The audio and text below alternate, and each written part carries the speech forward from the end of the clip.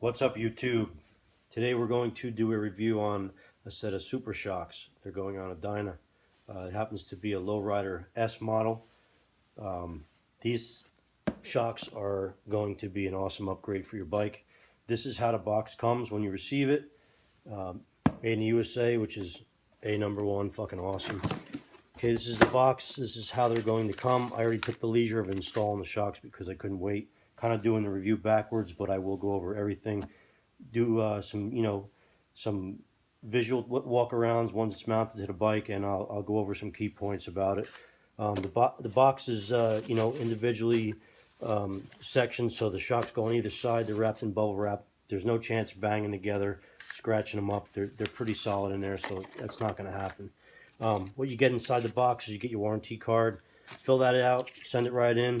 You get another little voucher for referring a friend. If you refer somebody to get a set of shocks, they give you 20 bucks. This little bag that comes with the setup with your spacers, and you get this pretty nifty little chart that comes with it. Okay, it's basically a preload settings chart to go off of to give you an idea where to start. It gives you the rider weight and where the settings should go according to, what the conditions are, the road or two up or what have you. Usually you do increments of half, 0.5 to see how the bike handles. And believe it or not, even a half of an adjustment, 0.5 adjustment on a number, you feel it. These things are absolutely awesome. I'm not paid by the company to do this review at all. I'm just a guy that bought them and really happy and wanted to share my thoughts and experience and opinion about these things. They're really cheap compared to Olin's, or Fox or whatever is out there that's, Swayaways. They're all pretty decent money. These are fairly cheap for what they are, and they're dynamite shocks. It comes with everything to install it, all your hardware and your spacers. You use the stock bolts that are on your bike. You just put the spacers that come in the kit here. You can get the shocks basically all black. They could powder coat the springs. I'll go over that later at the end of this review. I'll go over that when I show you the shocks mounted on the bike. But all in all, these things are awesome. I'll get you some video of the bike with them mounted up so you can take a look at how they look.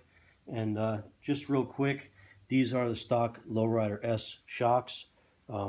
These things blow away the standard Dyna shocks, and these Super Shox blow these things out of the water. I mean, first off, you need a tool, okay? You're out on the road, you got to pick up a passenger, you left the tool home. All right, you got to deal with a shitty ride for fucking an hour or 2 hours or however long you're riding around with somebody on the back. You're going to need to stick the tool in here, adjust it, whatever. The Super Shox, not a problem. You grab the shock body by hand, you turn it to the number you want, and you're off, man. It's that easy.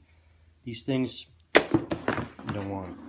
Anyway, I'll get some video of the bike with the shocks mounted, and we'll go over all that in a little bit. All right, YouTube, here they are mounted on the bike. Like I said, Lowrider S. I got them on the back all black. I went with all black bodies. You can get them in contrast cut. Also, the bottom is contrast, the top is contrast in these veins here. You can also get color match springs for your paint scheme. They do a wide variety of colors. They have, option to powder coat it, something to match your finish. So let's get into a little bit on the shock itself. You have ball and socket here, top and bottom. And the shock's able to move freely, which I think is pretty cool because it doesn't, bind or anything like that. It's really designed to give you all around amazing ride. What you have on top is, this is the extra shock body that you spin to change your preload. Okay, you're riding two up, you want to increase the preload, you spin it to the left, and as your number goes up, the stiffer it goes. If you got somebody on the back, you want to go a little higher, you want to do some wheelies, you lower it, get a little softer. I keep mine around 3.5. That's where I'm comfortable at. I'm about 185, 190 pounds.